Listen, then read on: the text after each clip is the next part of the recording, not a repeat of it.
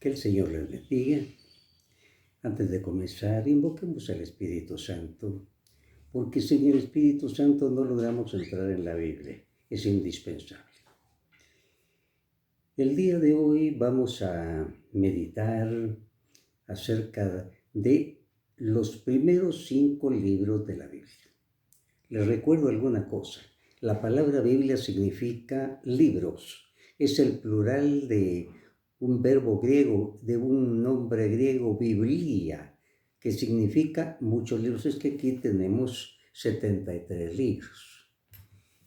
Les recuerdo, 46 son del Antiguo Testamento, es decir, del tiempo en que Jesús todavía no había venido. Y 27 son del Nuevo Testamento, cuando Jesús ya vino, el Nuevo Testamento. Testamento aquí no quiere decir que me va a dejar mi abuelita de herencia, sino testamento quiere decir aquí en la Biblia un pacto, una alianza. Dios, que en el Antiguo Testamento hacía una alianza en el monte Sinaí con su pueblo, y en el Nuevo Testamento, por medio de Jesús con su sangre, se hace el Nuevo Testamento. Entonces, de eso se trata.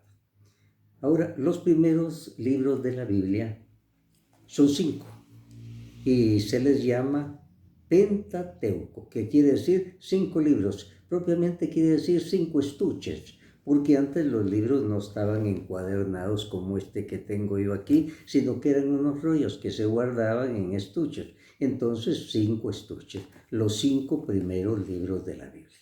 Los nombres de esos libros son libro de Génesis, que quiere decir principio. El principio del mundo, el principio de los animales, de los árboles, de las cosas, el principio del hombre. Y también el principio del primer pecado, el principio del pueblo de Dios. Por eso se llama Génesis, porque trata de todos estos principios. Comencemos entonces en el primer capítulo de la Biblia, del Génesis. Génesis quiere decir principio, y por eso aquí comienza diciendo: en el principio de todo, Dios creó el cielo y la tierra. La tierra no tenía entonces ninguna forma. Todo era un mar profundo cubierto de oscuridad, y el Espíritu de Dios revoloteaba sobre las aguas. Este es el principio de la Biblia, del libro del Génesis. En el principio, al decir aquí en el principio, no pone fecha. Cualquier historiador famoso, cuando va a hablar, primero da la fecha. Nosotros aquí no damos la fecha porque la Biblia no la da. En el principio dice, posiblemente aquí son millones de años, tal vez. Aquí va a hablar de la creación del mundo y del hombre en 7 días. Pero estos 7 días no son los 7 días de 24 horas, sino largos periodos de la historia. La ciencia así nos lo dice también, largos periodos de la historia en que van apareciendo todas las cosas. Creador quiere decir que saca de la nada. Dios creó, solo Dios es creador. Él es el que crea de la nada. Y una vez que crea de la nada, la persona comienza a existir nosotros. Y por eso veamos cómo describe aquí la creación del hombre, porque primero dice creó el sol, la luna, los mares, los ríos, los árboles, los animales, y el séptimo día va a descansar. Quiere decir que el 6º día el Señor crea al hombre. ¿Y cómo lo crea? En una forma muy original. Dice así: cuando Dios creó al hombre, lo creó a su imagen y semejanza. Hombre y mujer los creó. Y les dio su bendición. Tengan muchos hijos, llenen el mundo y gobiernenlo, dominen a los peces y a las aves y a todos los animales que se arrastran. O sea, una palabra. El Señor crea. Y cuando ya está creado todo, entonces dice, va a crear al hombre. lo hizo a su imagen y semejanza. Dios no tiene semejanza porque es espíritu. Y entonces, ¿cuál es nuestra semejanza con Dios? Algo que Dios tiene y que nosotros también tenemos, es el espíritu, el alma. En eso nos parecemos a Dios. Nacemos con espíritu. Usted tiene un perrito, una mascota, lo quiere mucho, pero él no tiene espíritu. Él obra por instinto. Nosotros sí tenemos espíritu. Y por eso, una vez que Dios nos crea, es para siempre. Ya no puede morir nuestro espíritu. Más tarde la Biblia nos va a revelar que al morirnos nosotros, o cielo o infierno. Pero nosotros, nuestro espíritu ya no muere. Nuestro espíritu sigue viviendo y por eso llevamos una vida correcta para poder estar con Dios. Entonces, Dios crea, creador. Solo Dios puede crear, sacar de la nada. Nosotros hacemos cosas, por ejemplo, el poeta crea algo, o sea, nos entrega algo nuevo que es propio de él, pero crear algo como el mundo, como el hombre, como las plantas, solo Dios puede ser el creador. Y porque crear quiere decir sacar de la nada. El mundo no existía. Dios lo crea. Y aquí entra en otra cosa también. Aquí nos está hablando de monoteísmo, es decir, que existe un solo Dios. En el tiempo que se escribió la Biblia, unos 1900 años antes de que viniera Jesús, pues había mucho politeísmo, creían en muchos dioses. Los romanos, por ejemplo, creían en Júpiter, el dios de los dioses, Venus, Marte. En cambio, aquí no habla de dioses, habla de Dios que crea, un solo Dios. Aquí no hay politeísmo. Entonces, Dios crea el mundo, crea al hombre.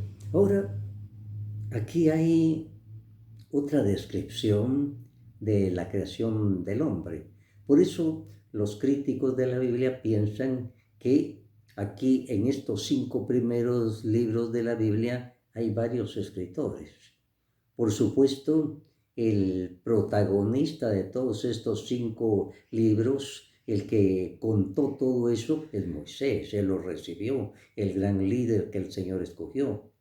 Así como los evangelios en el Nuevo Testamento primero fueron predicados y después uno de los evangelistas escribió un evangelio, el otro, el segundo, el tercero, el cuarto, pues así aquí también. Primero esto fue predicado, contado, narrado. Y después varias personas pusieron por escrito. Y a esto lo llamamos agiógrafos con H, que significa escritor sagrado. El escritor sagrado, para ser escritor sagrado, primero tiene la iluminación del Señor, inspiración. Inspiración es como que dice Dios que le sopla un mensaje. Y después viene lo que se llama revelación, Dios que revela algo. Revelar, velo, quita el velo que cubría algo y lo revela a nosotros, eso no lo sabíamos. Todo lo que está en la Biblia es una revelación de Dios. Él buscó algún escritor sagrado, un agiógrafo, y le reveló esto. Y entonces por eso nosotros decimos, es la revelación de Dios. Yo creo que Dios creó el mundo, pero ¿cómo lo creó? Aquí nos da una primera enseñanza, Dios que crea hombre y mujer. En el capítulo 2 ya se nos habla de otra forma cómo Dios crea al hombre. Vea usted esto. En el capítulo 2 dice, entonces Dios el Señor formó al hombre de la tierra misma y sopló en su nariz y le dio vida. Así el hombre comenzó a vivir. Después Dios el Señor plantó un jardín en la región de Edén, en el oriente, y puso ahí al hombre para que lo trabajara. Aquí hay otra forma de decirnos cómo crea Dios al hombre. Y el Señor, según nos dicen los investigadores de la Biblia, usó un género literario, es decir, una manera de expresar. El escritor de esto se habrá preguntado, los escritores, ¿cómo hago yo para hablarles a los demás y decirles que Dios fue el creador de todo? Entonces él se sirve de un género literario. Presenta a Dios como un alfarero. Con un poco de barro hace una especie de muñeco y una vez que está, le sopla aliento de vida. Pero fíjese usted que Dios es espíritu. Dios no tiene nariz ni boca, no sopla, no tiene manos para trabajar el barro. Entonces aquí se trata de un género literario que debemos entender bien. Entonces no es que Dios se ponga a crear un muñeco de barro y de ahí va a salir el hombre. Este es el género literario del cual se sirvió el escritor de este texto para que nosotros entendiéramos que Dios es el que nos puso el espíritu. Los perritos tienen miembros como nosotros, boca, dientes, pero no tienen espíritu. Usted quiere mucho a su perrito, pero él no tiene espíritu. Nosotros sí tenemos. Es la gran diferencia entre el hombre y el animal. El mono no tiene espíritu, nosotros sí tenemos.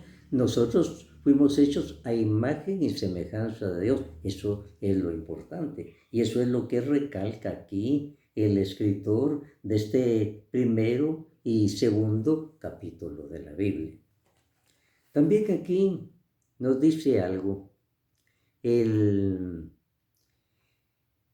el versículo 15 del capítulo segundo dice: cuando Dios el Señor puso al hombre en el jardín de Edén para que lo cultivara y lo cuidara, le dio esta orden: puedes comer del fruto de todos los árboles del jardín, menos del árbol del bien y del mal.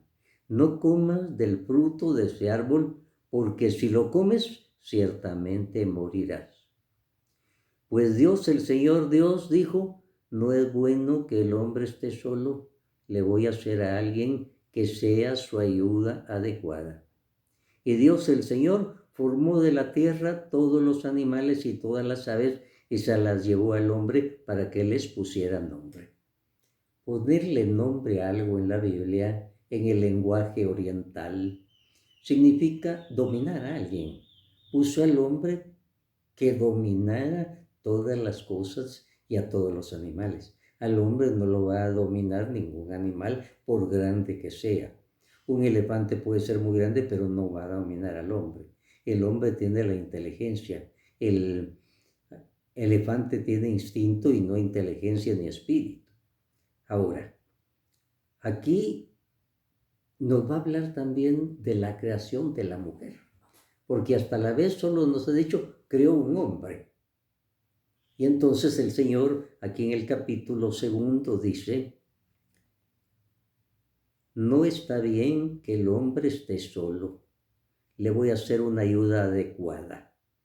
Entonces Dios, el Señor, hizo caer al hombre en un sueño profundo y mientras dormía sacó una de las costillas, le cerró otra vez la carne. De esa costilla Dios, el Señor, hizo a la mujer y se la presentó al hombre, el cual al verla dijo: esta sí que es carne de mi carne, de mis propios huesos. Se va a llamar mujer porque Dios la sacó del hombre. Por eso el hombre deja a su padre y a su madre para unirse a su esposa y los dos llegan a ser como una sola carne. Aquí nos está hablando el Señor ahora de la creación de la mujer. Nos está hablando también de que pone un árbol de la ciencia del bien y de la ciencia del mal. Hace muchos árboles, pero hay uno especial. Uno se llama de la ciencia del bien y de la ciencia del mal. Después ve al hombre y le dice al hombre: debes ponerle nombre a todos los animales. No se imagine usted diciendo al hombre: vengan acá, les voy a poner nombre. No, conforme va conociendo, dice: ve, tigre, lobo, algo así, algo así. Y entonces de ahí les viene el nombre. Ponerle nombre, les decía yo, significa en la Biblia tener poder sobre alguien, sobre los animales, las aves, las cosas. Dios le dio ese poder. El hombre tenía un montón de cosas, tenía árboles, tenía animales, tenía ríos, lagos, pero dice Dios, no está bien que el hombre esté solo, le voy a hacer una ayuda adecuada. Y entonces le envía un sueño al hombre y mientras duerme le saca una costilla. Y de la costilla va a sacar a la mujer. Y aquí nos encontramos nuevamente con un género literario, es decir, una forma de expresión para poder realizar algo. Y entonces el escritor se sirve de esto. Y uno de los libros de los judíos que va explicando la escritura dice, Dios no sacó al hombre de la cabeza para que no lo dominara. No lo sacó de los pies para que no fuera su esclava. A la mujer no la sacó de la cabeza para que no lo domine. No la sacó de los pies para que no fuera su esclava. La sacó de su costado para estar cerca de su corazón. Eso es lo que quiso decir. O sea, no se imagine usted que el Señor va a hacer una operación quirúrgica, sacar una costilla y de la costilla. No, el Señor no necesitaba eso. Pero el escritor sí necesitaba este género literario para expresar la forma en que Dios creó aparte a la mujer y quiso que estuviera cerca de su corazón. Por eso cuando se la presentó dice que la mujer se emocionó, el hombre se emocionó y dijo, esta sí que es carne de mi carne. Por supuesto que la mujer se emocionó también cuando le entregaron a su esposo. Y el Señor los bendijo y les dice, van a ser una sola carne. No está bien que el hombre esté solo, le voy a hacer una ayuda adecuada. Aquí se está hablando de lo que nosotros en la actualidad llamamos el sacramento del matrimonio, algo sagrado. La unión del hombre y de la mujer para tener hijos. Esa unión de tipo sexual es un sacramento, es algo santo, no es algo malo, no es algo morboso. Pero la relación sexual fuera del matrimonio en la Biblia dice, eso ya no es correcto, eso es pecado. Entonces, la relación sexual entre marido y mujer es un sacramento, algo santo, pero fuera del matrimonio ya no es algo santo, sino algo inconveniente, que se llama pecado. Y en los 10 mandamientos está precisamente, no vas a tener adulterio, es decir, no vas a ir con una mujer o con un hombre que no sea tuyo o tuya. Así es que eso es lo que nos dice aquí. Eso del sueño es muy interesante, cómo Dios aprovecha este momento para una nueva creación. Así es que Dios crea primero las cosas, agua, mar, animales, árboles, crea el escenario completo. Ya que está, entonces viene la criatura principal, el hombre. Cada vez que Dios crea algo, dice, vio Dios que era bueno, dice la Biblia. Pero cuando crea al hombre, vio Dios que era muy bueno, o sea, algo muy superior a todos los demás. Así es que en estos 2 capítulos, capítulo primero y capítulo segundo, se nos presenta un Génesis, el principio de todo el mundo, de todo lo que vemos, de los seres humanos, y se nos dice cómo lo creó, como por medio de un género literario. Y aquí para nada se habla de dioses, sino un Dios solo. Es lo que se llama el monoteísmo, un solo Dios, nada de politeísmo. Politeísmo, los paganos creían en muchos dioses, nosotros creemos en un solo Dios. Bueno, ahora ya está el escenario, ya están los personajes, ya comienzan a actuar. Y entonces pasamos al capítulo tercero, un capítulo muy interesante y muy duro también. Alguien ha dicho que este capítulo tercero es como una mancha negra sobre el librito de la primera comunión, el blanco librito de la primera comunión. Veamos lo que nos dice el Señor.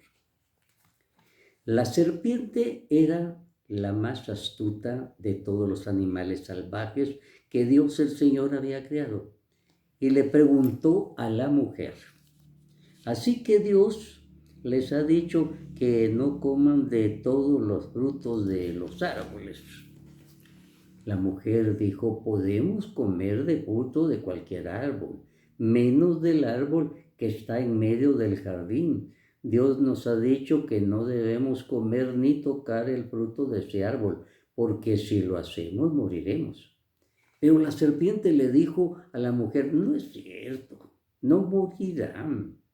Dios sabe muy bien que cuando ustedes coman del fruto del árbol podrán saber lo que es bueno y lo que es malo y que entonces serán como Dios. La mujer vio el fruto del árbol, era hermoso. Le dieron ganas de comerlo y de llegar a tener entendimiento. Así que cortó uno de los frutos, se lo comió. Luego le dio a su esposo y él también comió. En ese momento se les abrieron los ojos y los dos se dieron cuenta de que estaban desnudos. Entonces cosieron hojas de higuera y se taparon con ellas. Quedémonos aquí. Entonces, en el capítulo 3 sucede que aparece la serpiente. La serpiente es algo repugnante. Usted no quiere tener una serpiente en su cuarto, debajo de su almohada, como tiene un pajarito en una jaula, no, de ninguna manera. Algo horroroso, lo más horroroso. Entonces aquí un género literario. Las serpientes nunca han hablado, ni van a hablar. Pero aquí, en el género literario, la serpiente habla. La serpiente es símbolo del diablo, del demonio, del mal. Y aquí aparece el mal, el capítulo 3. Por eso les decía que algunos decían que era como una mancha negra en el librito blanco de la primera comunión. Entonces aparece la serpiente y hablando. Y les pone la primera tentación. Miren,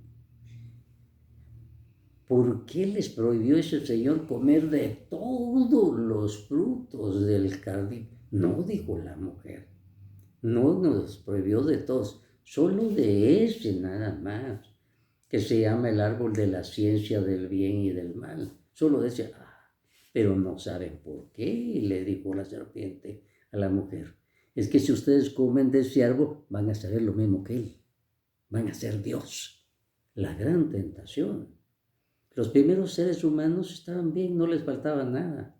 Habían sido creados en estado de pureza, no tenían pecado, pero el Señor los hizo libres. Podían ir por el lado derecho o por el lado izquierdo. Y aquí viene la tentación. El espíritu del mal nos propone ir por un camino que no es del Señor. El Señor les había dicho, no coman de ese árbol, porque entonces van a morir, van a tener desgracia. Lo que les estaba diciendo era, miren, este es el camino de la bendición, este es el camino de la maldición, no vayan por ahí, hijos. Y esa es la tentación. ¿Cuál era la tentación? Vamos a ser como Dios. Entonces ese Señor nos engañó, nos jugó sucio, nos engañó. No quiere que comamos porque si no vamos a saber cómo es la tentación. Y entonces la mujer es la primera que come. Y al comer peca. Y cuando ha pecado no quiere estar sola, necesita compañía. Cuando los dos muchachitos chiquitos tienen un carrito que les regaló el papá, pero uno ya le arrancó una ruedita y el otro la tiene, entonces llega donde el otro y les rompe su carrito también, ya están empatados. Pues algo así pasó, la mujer no quería estar sola con pecado, ya se sintió mal y le ofreció al hombre comer el fruto. El hombre comió y en el momento que ellos comieron el fruto de la ciencia del bien y del mal, cometieron pecado. ¿Qué es pecado? Pecado es ir por un camino contrario al de Dios. Dios les había dicho, hijos, vayan por aquí, este es el camino correcto. Pueden comer de todo, menos de eso, ciencia del bien y del mal. No vayan por el camino de la desgracia y la perdición. Y ellos dijeron, nos quiere jugar sucio, no quiere que sepamos cómo se fueron. Y apenas cometieron, se sintieron mal, sintieron ganas de irse a esconder de Dios. Antes dice, platicaban con Dios, dice, Dios bajaba a platicar todos los días con él. Platicar con Dios quiere decir rezar, oraban. Pero ahora ya no tienen ganas de orar. Ahora se van a esconder, están huyendo de Dios. Están huyendo de Dios, ya no quieren nada con Dios. Tienen miedo, es del pecado. Les entró el pecado. Ya no son lo mismo. ¿Quién los engañó? El espíritu del mal. Le vuelvo a repetir, las serpientes nunca hablan ni han hablado. Aquí el género literario consiste en que representa al diablo como una serpiente, y una serpiente que habla y que tienta. El diablo sigue siendo serpiente espiritualmente, nos vuelve a poner tentaciones, nos vuelve a sugerir ir por otro camino que no es el de Dios, a desconfiar de la palabra de Dios. El primer pecado fue desconfianza en la palabra de Dios. El Señor les había dicho, no coman de ese mal, de ese árbol de la ciencia, del bien y del mal, porque ahí hay desgracia. Y ellos por ahí fueron. Ese es el pecado. Ir por un camino que no es el de Dios, y pecado es ir contra lo que Dios manda. Y aquí viene el primer pecado. Y miren las consecuencias, sienten miedo, se van a esconder. Y dice, se dieron cuenta que estaban desnudos. Usted ve una muchachita de 2 años, un muchachito de 2 años, los dos desnuditos juegan y no tienen ningún problema. Están en estado de inocencia. Adán y Eva estaban en estado de inocencia. Pero ya jovencito de 15 años y jovencita de 15 años ya no pueden jugar desnudos. Ya entró la malicia, ya no pueden. Entonces, eso fue el pecado, ya se sintieron mal, se fueron a esconder y Dios tan bueno los va a buscar. Aquí dice, Adán, Adán, ¿dónde estás? Los va a buscar. Y al fin sale y el Señor le dice, Adán, ¿qué están haciendo? Aquí estamos bien. ¿Cómo que están bien? Le dice, sí, porque estás temblando, porque estás escondido. ¿No será que comiste del fruto prohibido? Y entonces Adán y Eva reconocen su pecado, piden perdón, Dios los perdona. Maldice el Señor a la serpiente, pero a ellos no los maldice, pero sí les va a decir, van a tener que recibir las consecuencias de su pecado. Mujer, a ti te va a costar dar a luz. Hombre, tú te vas a tener que ganar el pan con el sudor de tu vida. Así es que ahí por delante tienen una carga grande para ustedes. Consecuencias del pecado. El pecado trae sus consecuencias. Entonces ellos no alegaron, aceptaron su pecado. Y entonces, mujer, vas a tener muchas dificultades para dar a luz. Hombre, vas a tener muchas dificultades, vas a tener que ganarte el pan de cada día. Dice, te ganarás el pan con el sudor de tu frente hasta que vuelvas a la misma tierra de la cual fuiste formado. Pues tierra eres y en tierra te convertirás. El hombre llamó Eva a su mujer, pues ella fue la madre de todos los que viven. Dios el Señor hizo ropa de pieles de animales para que se vistieran. Y dijo, ahora el hombre se ha vuelto como uno de nosotros, pues sabe lo que es bueno y lo que es malo. Por eso Dios el Señor sacó al hombre del jardín de Edén y lo puso a trabajar la tierra. Ya no pudieron seguir en el cielo, habían perdido la inocencia. El Señor hubiera podido aniquilarlos en el Popol Vuh. Cuando el hombre de barro no alaba al Señor, lo destruye. Cuando el hombre de madera no alaba a los dioses, lo destruye. Dios no destruye al hombre cuando peca, lo va a buscar. Y aquel todavía dice, aquí estamos bien, y lo convence de pecado por medio del Espíritu Santo. Obra del Espíritu Santo es convencer de pecado. Cuando ellos reconocen su pecado, los perdona, pero ya no pueden seguir en el paraíso. Tienen que salir. Y les hace unas vestiduras como unas pieles, porque ya se han dado cuenta que están desnudos. Ahora ya entró la malicia en ellos. Esa es la historia de los 3 primeros capítulos de la Biblia. del principio de la humanidad. Que el Señor los bendiga. La próxima vez seguiremos adelante en nuestro estudio.